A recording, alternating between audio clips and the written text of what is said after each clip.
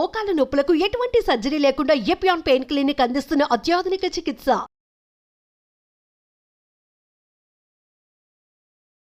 Hello everyone, మీరు చూస్తుంది Suman TV. నేను మీ కీర్తి. నాతో పాటు ఉన్నారు హోమియోపతి ఫిజిషియన్ డాక్టర్ చైతన్య గారు. నమస్తే చైతన్య గారు. నమస్తే మేడం.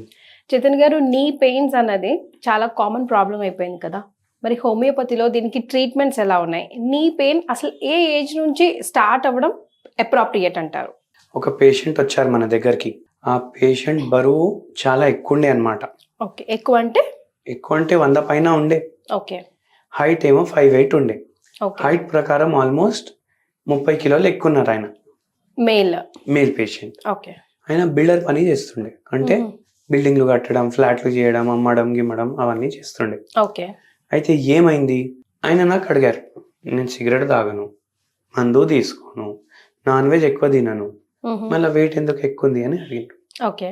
నేను ఒక ప్రశ్న వేసిన ఆయనకు, మీరు ఇప్పుడు బిల్డింగ్లు కడతారు కదా, మీకు 3 ఫ్లోర్ల పర్మిషన్ వచ్చింది, మీరు 7-8 ఫ్లోర్లు వేసిండ్రు, ఏమవుతుంది అప్పుడు అంటే అట్లా చేస్తామన్నాడు ఆయన. కానీ ఫౌండేషన్ డిస్టర్బ్ అవుతుంది కదా బిల్డింగ్ది అంటే అవునని అన్నాడు. ఓకే. అట్లనే ఏమైందంటే ఇక్కడ మీరు 3 ఫ్లోర్లు కట్టే బదులు 7-8 ఫ్లోర్లు వేసుకున్నారు. ఇప్పుడు ఆ 4 ఫ్లోర్లో ఎక్కువ బరువు మీ మోకాల మీద పడుతుంది, అందుకే మీకు మోకాలు నొప్పి స్టార్ట్ అయింది అన్న. ఓకే. అంటే దీంతో ఏమర్థమవుతుంది, బరువు ఎక్కువన్నా సరే, మనకు చెడ్డ అలవాటు లేకున్నా సరే మనకు మోకాలు నొప్పి ప్రాబ్లం రావచ్చు. ఓకే. సో వెయిట్ గెయిన్ ఎందుకు అయింది మరి ఆయన? వెయిట్ గెయిన్ ఎందుకు అయింది, ఇప్పుడు చూడండి, ఆయన నాన్ వెజ్ అయితే తినడు, ఓకే, ఆల్కహాల్ తీసుకోడు, ఓకే, స్మోకింగ్ చేయడు, ఓకే, కానీ తినే క్వాంటిటీ అయితే ఎక్కువ తినొచ్చు కదా. ఓకే. షుగర్ లేదు, బీపీ లేదు, థైరాయిడ్ లేదు, అంటే ఏంది అర్థం, ఏం రోగం కూడా లేదు, క్వాంటిటీ ఎంత తీసుకుంటుండో అది మ్యాటర్ అయితే. కానీ కొన్నిసార్లు చైతన్య గారు హెరిడిటరీ ప్రాబ్లం కూడా వస్తుంది. అంత తిన్నా కూడా వాళ్ళు పాపం హెరిడిటరీ ప్రాబ్లం వల్ల వెయిట్ ఎక్కువనే ఉంటారు. Can it also be get controlled? ఇప్పుడు చూడండి, హెరిడిటరీ ప్రాబ్లం వల్ల వెయిట్ ఎక్కువ ఉందనుకోండి, అప్పుడు ఏం కన్సిడర్ చేయాలి, హెరిడిటరీగా మన బాడీలో మెటబాలిజం ఏదైతే ఉంటుంది కదా అది కొద్దిగా స్లో ఉంది. ఓకే. అయితే మనం లెస్ క్యాలరీ ఫుడ్స్ ప్రిఫర్ చేయాలి. ఓకే. ఇప్పుడు నేను వెజిటేరియన్ తింటుండు, కానీ వారానికి 3-4 సార్లు బయట తింటుండు. ఓకే. దాంట్లో ఎక్కువ ఆయిల్, ఎక్కువ షుగర్, ఎక్కువ సాల్ట్ ఇవన్నీ ఉంటాయి. అవి తీసుకుంటే కూడా మన వెయిట్ గెయిన్ అయ్యేది. ఓకే. అందుకే ఇంటి ఫుడ్ ఆయనకు ప్రిఫర్ చేయమని చెప్పినాము. కీరా అండ్ క్యారెట్స్ అండ్ బీట్రూట్ ఇవి 3 ఒక పూట అట్లీస్ట్ హాఫ్ పోర్షన్ తినమని చెప్పాను నేను. ఓకే. మళ్ళీ దాని తర్వాత ABC, ఆలు, B ఫర్ మన beetroot, C for carrot. ABC juice కాదు, వెజీస్ కట్ చేసుకొని తినాలి. ఐదర్ సాలెడ్స్, కుకుంబర్ అన్న తినాలి, లేకపోతే ABCది హాఫ్ పోర్షన్, అంటే మనం ఇంత తింటున్నాం దాంట్లో హాఫ్ ఇదే ఉండాలి. ఒక్క మీల్లో అట్లా చేయాలి. దీంతో ఏమవుతుంది, ఇప్పుడు యాపిల్లో ఐరన్ కంటెంట్ కూడా ఎక్కువ ఉంటుంది. మళ్ళీ దాంతో పాటు బీట్రూట్ లో ఏమో జాయింట్ పెయిన్స్ రెడ్యూస్ చేసే ప్రాపర్టీస్ ఉంటాయి. అండ్ C క్యారెట్, దీంట్లో విటమిన్స్ మంచిగా ఉంటాయి అన్నమాట. విటమిన్ A, విటమిన్ B కూడా కొద్దిగా మాత్రలో ఉంటుంది, విటమిన్ C కూడా ఉంటుంది, అండ్ మైక్రో న్యూట్రియంట్స్ ఉంటాయి.